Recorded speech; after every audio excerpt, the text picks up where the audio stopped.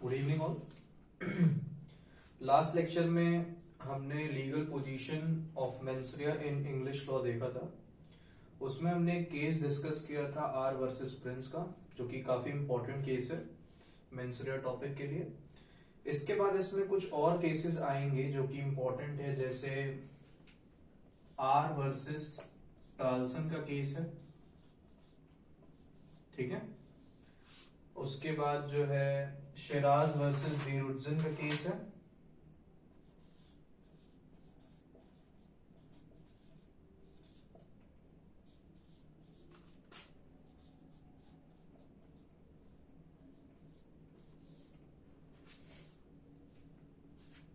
Important cases हैं ये सब भी। शिराज वर्सेस बीरुट्जन के केस में क्या हुआ था कि एक पर्सन को चार्ज किया गया था लिकर सप्लाई करने के लिए कांस्टेबल को, ठीक है। जो कि क्या किया गया था, फैक्ट्स क्या थे,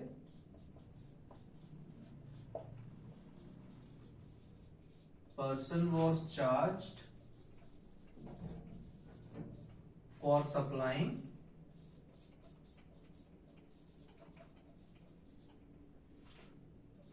liquor to constable on duty, ठीक है। और उसके बाद इस पर्सन ने प्ली क्या लिया कि जो कांस्टेबल था वो ऑफ ड्यूटी था, ठीक है। तो इस पर्सन को अक्विट कर दिया गया और ही वॉज नॉट हेल्ड गिल्टी, और जजेस ने कहा कि it is a good ground to believe that constable was off duty, ठीक है। तो इसे गुड ग्राउंड बताया गया और इसकी प्ली को एक्सेप्ट कर लिया गया और इसे एक्विट कर दिया गया। नेक्स्ट केस आता है हमारा ब्रेंट वर्सेस वुड का, जो कि काफी इंपॉर्टेंट केस है। इस केस की फाइंडिंग देखते हैं क्या थी। तो नेक्स्ट केस हो गया ब्रेंट वर्सेस वुड का केस। काफी इंपॉर्टेंट केस है, इसको भी आप मेंशन कर सकते हैं अपने आंसर्स में। इसमें फाइंडिंग क्या आई कि court should always bear in mind that mens rea is constituent part of crime. यानी कि कोर्ट को हमेशा अपने दिमाग में ये चीज रखना चाहिए कि मेंस्ट्रुआ जो है वो एक कॉन्स्टिट्यूएंट पार्ट ऑफ क्राइम है। Without mens rea no one should be punished, ठीक है। जनरली अगर देखा जाए तो इसकी फाइंडिंग ये कह रही है कि कोर्ट को हमेशा जो है अपने दिमाग में एक चीज रखना, एक बात रखनी चाहिए कि मेंस्ट्रुआ जो है वो एक कॉन्स्टिट्यूएंट पार्ट ऑफ क्राइम है और विदाउट मेंस्ट्रुआ जो है no one should be punished. But इसमें एक एक्सेप्शन आ जाएगा, जहां पे किसी स्टैट्यूट में, ठीक है, किसी स्टैट्यूट में ये रूल आउट किया गया या कि रूल आया कि भाई इसमें जो है मेंस्ट्रुआ का कोई रूल नहीं है। जैसे फॉर एग्जांपल अगर हम बाइगैमी देखें, ठीक है, तो बाइगैमी के केस में मेंस्ट्रुआ को प्रूव करना not important, because the offence of bigamy is mala in se. तो यहां पे जो है मेंस्ट्रुआ इररेलेवेंट होगा, इररेलेवेंट होगा मेंस्ट्रुआ। तो यही चीज इस ब्रेंट वर्सेस वुड के केस में फाइंडिंग आई कि जनरली तो कोर्ट को अपने दिमाग में एक चीज रखनी चाहिए कि मेंस्ट्रुआ जो है वो कॉन्स्टिट्यूएंट पार्ट ऑफ क्राइम है और उसके बिना जो है कोई भी पर्सन को पनिश नहीं करना चाहिए। और इसका एक एक्सेप्शन क्या आया कि अगर कोई स्टैट्यूट, ठीक है, अगर किसी स्टैट्यूट में ये रूल आउट किया जाता है कि मेंस्ट्रुआ वहां पे इररेलेवेंट है, ठीक है, तो वहां मेंस्ट्रुआ का कोई रोल नहीं होगा। ये चीज आ गई। इसके बाद जो है एक अगला केस आएगा हार्डिंग वर्सेस प्राइस का, और इस केस में जो है इसी केस की फाइंडिंग को क्या मिल गया, अप्रूवल मिल गया। इसी केस की फाइंडिंग या डिसीजन प्रिंसिपल्स को अप्रूव कर दिया गया। अब नेक्स्ट जो है legal position in Indian law देखते हैं। मेंस्ट्रुआ का legal position in Indian law.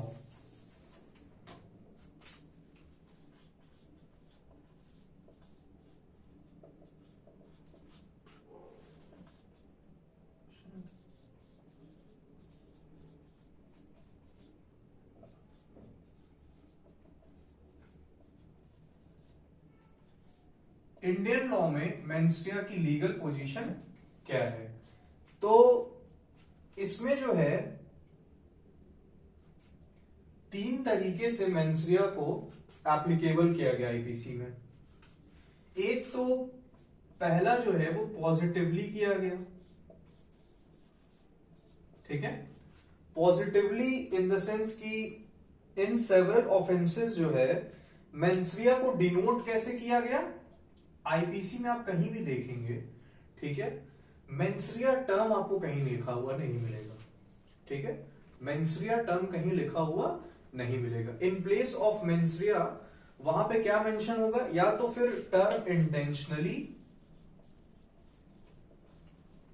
Generally तो आपको इंटेंशनली हर जगह मिल जाएगा जहां पे मेंस्ट्रुआ की जरूरत होगी। इंटेंशनली, नोइंगली, वॉलंटरली, ठीक है, वॉलंटरली, अनलॉफुली, या फिर डिसऑनेस्टली, फ्रॉडुलेंटली भी लिखा, उस पे लिखा सकता है, फ्रॉडुलेंटली भी, एटसेट्रा। तो अगर ये टर्म्स लिखे हुए मिल गए तो मतलब कि वहां पे मेंस्ट्रुआ का होना बहुत जरूरी है। उस ऑफेंस के कॉन्स्टिट्यूट होने में मेंस्ट्रुआ का बहुत बड़ा रोल है, और बिना मेंस्ट्रुआ प्रूफ किए वो ऑफेंस प्रूफ नहीं हो पाएगा, ठीक है। तो ये पॉजिटिवली देख लिया हमने। अब नेगेटिवली क्या हुआ? नेगेटिवली तो जनरल एक्सेप्शंस कुछ बता दिए गए कि ऑफेंस, एक जनरल एक्सेप्शंस का चैप्टर हम पढ़ेंगे अलग से, पार्ट 4 जो है, सेक्शन 76 टू 106 जो है वो जनरल एक्सेप्शंस में डील करता है। वहां पे काफी इंपॉर्टेंट टॉपिक आएगा प्राइवेट डिफेंस, जिससे कि क्वेश्चंस यूजुअली बनते हैं। किसी भी कॉम्पिटिटिव एग्जाम में आप जाएंगे तो वहां पे आपको प्राइवेट डिफेंस से क्वेश्चन मिलने की पॉसिबिलिटी बढ़ जाती है। तो नेगेटिवली जो है मेंस्ट्रुआ इज नेगेटिवली कहां मेंशन किया गया? General exceptions part 4 section 76 to 106। उसके बाद थर्ड जो देखें, नेगेटिवली देख लिया, थर्ड स्ट्रिक्ट लाइबिलिटी की बात करता है। थर्ड क्या करता है? स्ट्रिक्ट लाइबिलिटी की बात करता है, या फिर एब्सोल्यूट लाइबिलिटी की बात करता है।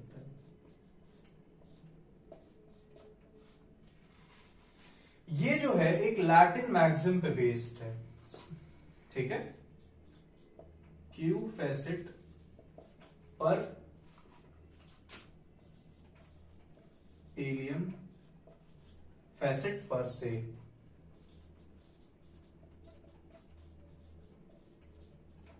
इसका मतलब क्या हो गया? क्यू फेसिट पर एलियम फेसिट पर से, यानी कि he who act through another does the act himself. यानी कि जो कोई भी, मान लो एक बंदा है, ठीक है, और एक बंदा बी है और एक बंदा सी है। ए को क्या करना है? सी को मारना है, ठीक है। ए का इंटेंट क्या है? कि वो सी को मार दे, बट वो सी को खुद ना मार के क्या करता है? बी को कहता है कि तुम उसे मार दो, या फिर कुछ ऑफर करता हो इसे, या फिर कुछ भी, कॉन्ट्रैक्ट किलर है बी, तो ये इसको कहता क्या है कि सी को मार दो, सी को मार दो। तो बी क्या करता है? सी को मार देता है। तो क्या इसमें ए की कोई लायबिलिटी नहीं बनेगी? मारा तो बी ने है, तो क्या इसमें ए की कोई लायबिलिटी नहीं बनेगी? तो यही चीज इस लीगल मैगजीन में बोला कि he who act through another does the act himself. यानी कि अगर मान लो ए ने उसको नहा मार के बी को जो है उसको बोला मारने के लिए, तो इसका मतलब ये नहीं है कि ए की कोई लायबिलिटी नहीं होगी, ठीक है।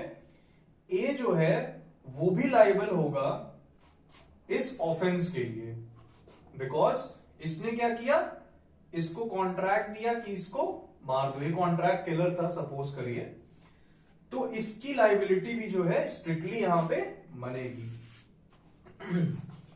अब जो है स्ट्रिक्ट लाइबिलिटी में बाइगैमी जो है या काउंटर फिटिंग ऑफ कॉइन है, यहां पे जो है मेंस्ट्रिया प्रूफ करना इंपॉर्टेंट नहीं है। यहां पे जो ऑफेंडर है उसकी स्ट्रिक्ट लाइबिलिटी होती है या फिर एब्सोल्यूट लाइबिलिटी होती है, विदाउट मेंस्ट्रिया भी उसे अक्यूज्ड बनाया जा सकता है। ठीक है, विदाउट मेंस्ट्रिया भी उसे पनिश किया जा सकता है। जब उस प्रूफ हो जाए कि उसने ये ऑफेंस किया है तो मेंस्ट्रिया की यहां पे कोई नीड नहीं होगी। अब उसके बाद जो है कुछ केसेस आएंगे यहाँ पे इंडियन केस लॉस की, श्रीनिवास मल वर्सेस एम्परर, ये प्रीवी काउंसिल का केस है 1947 का, और यहाँ पे कुछ नहीं हुआ, बस उसने ब्रेंड वर्सेस वुड का जो केस था जो हमने इंग्लिश लॉ में पढ़ा था, उसी केस के जो फाइंडिंग थी उसको अप्रूवल मिल गया इस केस में। यहां पे भी इंडिया में क्या हुआ, उसे उस प्रिंसिपल को अप्रूव कर दिया गया। उसके बाद R Hari Prasad Rao versus state of AP है, Nathuram versus state of MP, state of Gujarat versus Acharya Shri Devendra Prasad ji Pande 1971। इन सारे केसेस में कुछ नहीं हुआ, बस उस प्रिंसिपल जो था ब्रेंड वर्सेस वुड का उसी को अप्रूव कर दिया गया बाय इंडियन कोर्ट।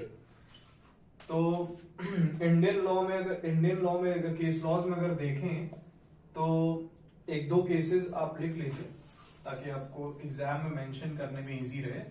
किसी भी केस की फाइंडिंग जो है वो सिमिलर थी कि ब्रेंड वर्सेस वुड के जो प्रिंसिपल था ब्रेंड वर्सेस वुड में दिया गया उसी को अप्रूव कर दिया गया। तो एक केस लिख लीजिए, श्रीनिवास मल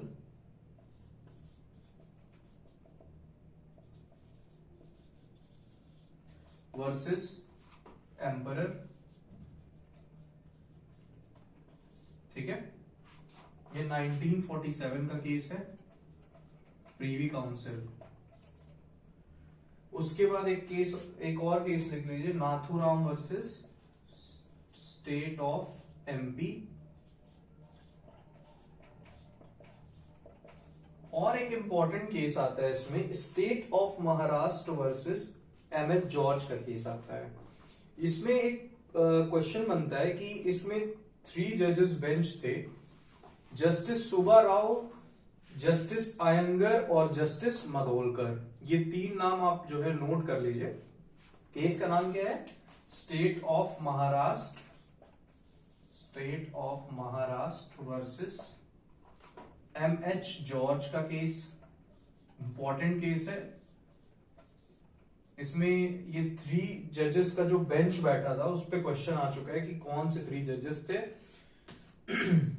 और इसमें हेड क्या हुआ कि मेंस्ट्रिया में भी एक्सक्लूडेड इन स्टैट्यूटरी ऑफेंसेस, जो कि हमने पहले डिस्कस कर लिया है कि स्टैट्यूटरी ऑफेंसेस में मेंस्ट्रिया को क्या किया गया, एक्सक्लूड कर दिया गया। वहां पे मेंस्ट्रिया की कोई नेसेसिटी नहीं बताई गई।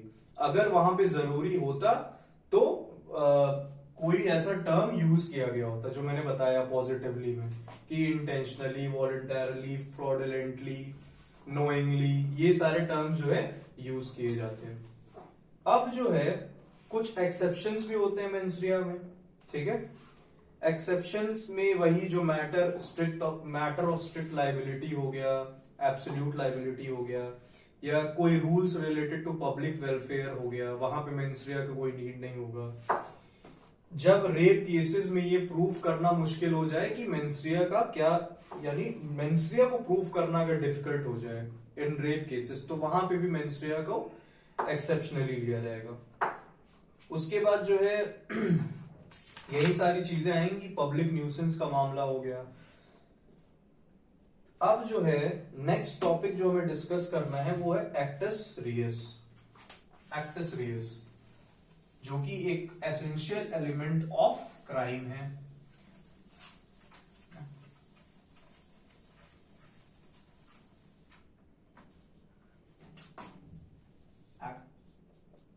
एक्टस रियस एक्टस रियस का अगर हम ये पार्ट देखें एक्ट, तो इसी से हमें समझ में आ रहा होगा कि कोई एक्ट की बात को कर रहा है यहाँ पे, वो एक्ट नहीं, प्रोविजंस वाले एक्ट नहीं, ये कोई काम होगा, एक्ट होगा। तो सबसे पहले तो एक्ट जो है वो डिफाइंड है सेक्शन 32 एंड 33 ऑफ आईपीसी में।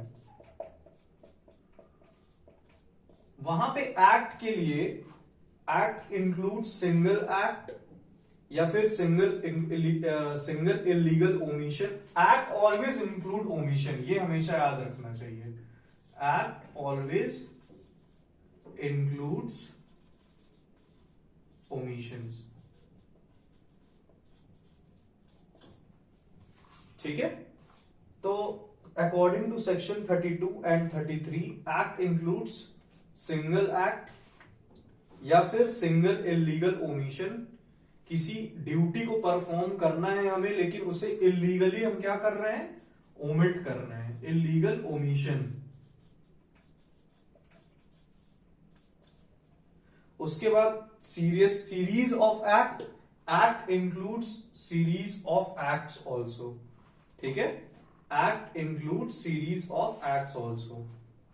उसके बाद series of acts and series of illegal omission. ये 5 चीजें जो है हमें एक्ट के मामले में क्या रखनी है। अब आते हैं एक्टस रियस पे कि एक्टस रियस क्या है। एक्टस रियस कहीं डिफाइंड नहीं है मेंस्ट्रिया की तरह, ना ही ये टर्म कहीं यूज किया गया आईपीसी में, ठीक है। एक्टस रियस जैसे कि मेंस्ट्रिया में हमने देखा था कि मेंस्ट्रिया एक मेंटल एलिमेंट था। मेंस्ट्रिया क्या था, एक मेंटल एलिमेंट था। एक्टस रियस एक फिजिकल, ठीक है, एक्टस रियस एक फिजिकल एलिमेंट ऑफ क्राइम है। मेंस्ट्रिया, एक और चीज हमने बताया था मेंस्ट्रिया में कि मेंस्ट्रिया क्या है, मेंटल एलिमेंट है, और ये क्या है, सॉरी मेंस्ट्रिया मैंने क्या बताया था, मेंटल एलिमेंट तो बताया था। तो मेंटल एलिमेंट की जगह यहां एक्टस रियस क्या हो गया, फिजिकल एलिमेंट हो गया। फिजिकली कोई एक्ट परफॉर्म करना जरूरी है किसी ऑफेंस को कॉन्स्टिट्यूट करने में। उसके बाद सेकेंड चीज अगर हम यहां पे देखें, पहला हो गया, दूसरा देखें अगर, तो वहां पे इंटरनल एलिमेंट था। क्या था, इंटरनल एलिमेंट था, क्योंकि हमारा वो इंटेंट था, माइंड में इंटरनल एलिमेंट चलना चाहिए था, कोई इंटेंशन होना चाहिए था। और यहां पे क्या है, एक्सटर्नल एलिमेंट है। ये एक्टस रियस क्या है, एक्सटर्नल एलिमेंट है, ठीक है। तो एक्टस टर्म का मतलब हो जाएगा तो कॉन्सिक्वेंस ऑफ ह्यूमन कंडक्ट,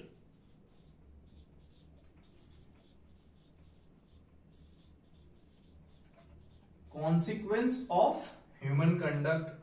और रियस एज यूजुअल जो हमने मेंस्ट्रिया में देखा था, prohibited by law, anything prohibited by law. यहां पे यार जगह नहीं है, एनीथिंग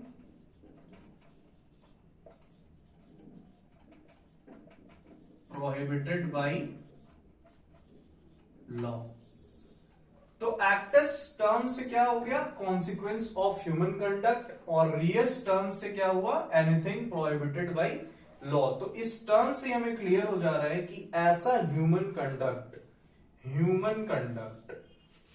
ठीक है, ऐसा ह्यूमन कंडक्ट जिसका कॉन्सिक्वेंस क्या हो, इलीगल एक्ट हो, इलीगल एक्ट हो, और वो इलीगल एक्ट ऐसा होना चाहिए जो कि प्रोहिबिटेड बाय लॉ हो। क्लियर हो गया, एकदम से क्लियर, क्रिस्टल क्लियर, कि यहां पे एक्टस टर्म से क्या हो गया, कॉन्सिक्वेंस ऑफ ह्यूमन कंडक्ट, और Reis anything prohibited by law. तो सबसे पहली चीज तो ह्यूमन कंडक्ट होना चाहिए, ठीक है, कोई एक्ट होना चाहिए, और उस एक्ट इलीगल एक्ट होना चाहिए, ठीक है, इलीगल होना चाहिए वो, और वो इलीगल एक्ट के कॉन्सिक्वेंस क्या होना चाहिए, ऐसा कॉन्सिक्वेंस होना चाहिए जो कि प्रोहिबिटेड बाय लॉ हो। ऐसा इलीगल एक्ट उसका कॉन्सिक्वेंस होना चाहिए जो कि prohibited by law. I think it is clear. अब नेक्स्ट लेक्चर में हम इंजरी देखेंगे और फिर आगे कुछ चीजें डिस्कस करेंगे। ये दोनों जो है बहुत इंपॉर्टेंट है। प्री इट मींस दोनों पॉइंट ऑफ व्यू से अगर देखें, एक्टस रियस और मेंस्ट्रिया। मेंस्ट्रिया यूजुअली बहुत ज्यादा इंपॉर्टेंट है और उसमें केस लॉस को आप ध्यान से देख लीजिएगा, ठीक है। बाकी हम नेक्स्ट लेक्चर में डिस्कस करेंगे। Thank you.